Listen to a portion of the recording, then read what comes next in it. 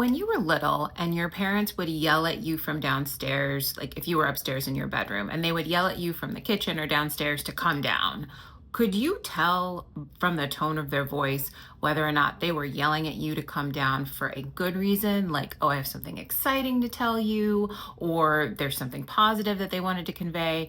Or could you tell from their tone of voice whether or not you were in trouble, or like the shit had hit the fan and like you didn't know exactly why they were calling you, but you knew that it was not good? That would be the subtext of communication. So communication is accomplished in layers. And so you've got the actual text or the words like that were used or the text that was written.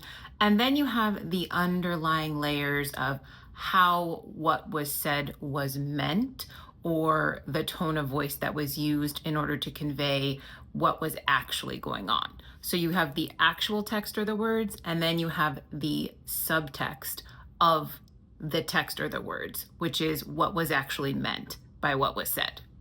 When we are communicating and when we are on the receiving end of communication, we want to be aware of and cognizant of and knowledgeable about the fact that communication can happen in these layers, so that you can have the outer layer of what was actually said, and then you've got the inner layers of the subtext. And we want to make sure that when we are communicating ourselves and when we're on the receiving end of communication, that we don't just look at what's on the surface, right? That we don't just look at the outer layer of the actual words being used or the actual text.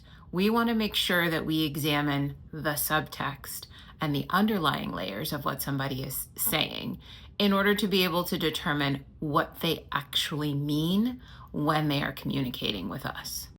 Sometimes the most important part of what somebody is trying to tell you and trying to convey to you is not spelled out explicitly, right? It's not in that outer layer. You need to read between the lines in order to figure out what somebody is actually trying to say or convey to you.